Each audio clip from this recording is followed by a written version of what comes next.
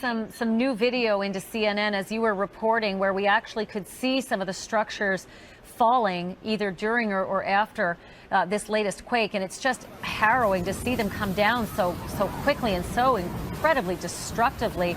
It made me wonder about the places where all of those injured people, now mounting towards 20,000, are being treated. Tremors, it sways gently at first, and then gets more and more violent.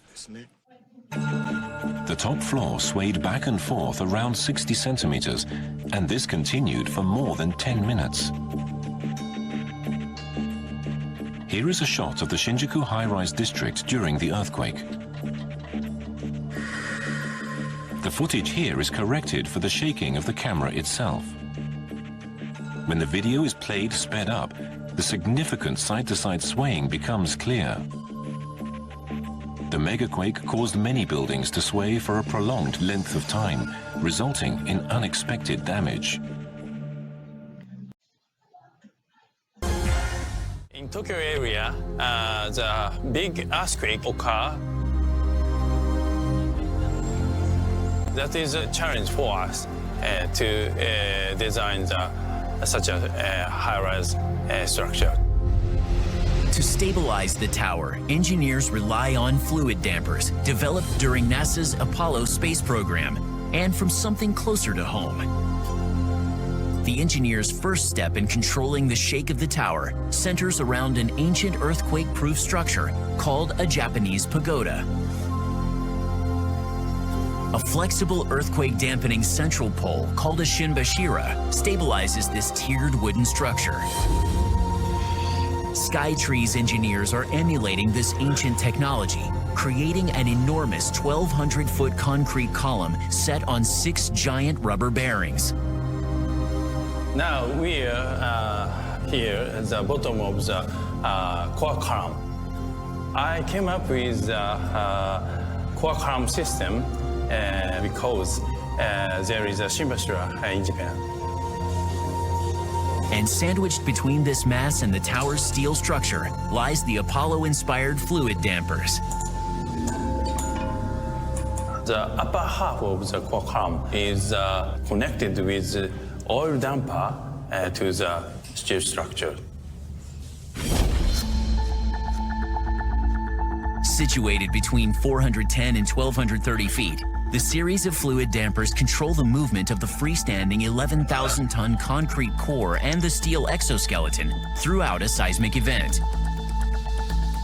During the earthquake, the core column designed to shake just a little bit slower compared with steel towers. That condition is a reason why the core column system reduced the vibration of the Tokyo Skytree. The different vibration cycles of the central column and steel frame can counteract the vibration of the entire tower. If the oil damper isn't installed, the core column will collide the steel structure. The core column will collapse. The system is so effective, it reduces an earthquake's vibration by 50%. Meaning Skytree will survive Tokyo's most severe seismic activity, the likes of which is only expected once every 1,000 years. The vibration control system is a unique system for Tokyo Skytree. This is the first one in the world.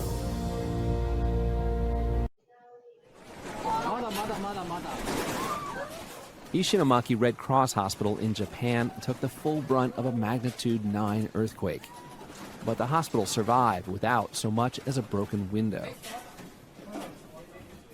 That's because the hospital was built on a hill beyond the tsunami zone.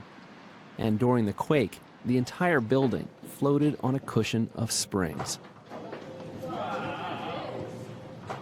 Jay toured the hospital with Dr. Chris Goldfinger and Allison Perch. This was seismic engineering unlike anything they'd seen in Oregon. So, can you explain the system to me? Inside there is a rubber isolator which consists of 26 layers of rubber and iron seed. is structured to prevent the hospital from getting damaged in the earthquake by suppressing the vertical shaking and shaking sideways. Base isolation is now in wide use across Japan, but in the U.S., it's California that's taking the lead. Engineers at UC San Diego built this mock hospital to California's highest seismic standards, but then they tested it with and without base isolation. With base isolation, the hospital rolled through even the most violent motions. Without base isolation, the building stands, but the damage is severe.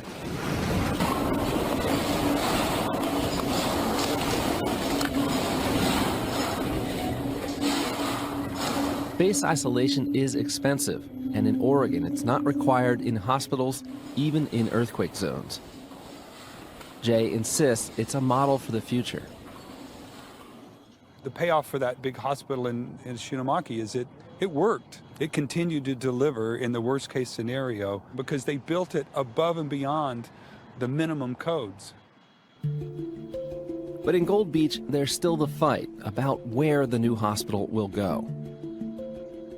Local officials used 20-year-old tsunami maps to conclude the hospital is beyond danger. The state says new maps, based on the latest science, reveal a much greater threat. And there's another problem. It's going! Get everybody out of the way! It's going! The whole thing going! Landslides. Everything in red here is land the state says could slide during a Cascadia quake. There's a reason why Gold Beach isn't up on the hills, because those hills are geologically unstable. With money, land and buildings can be engineered to withstand even big quakes. But in Oregon, no one is offering money.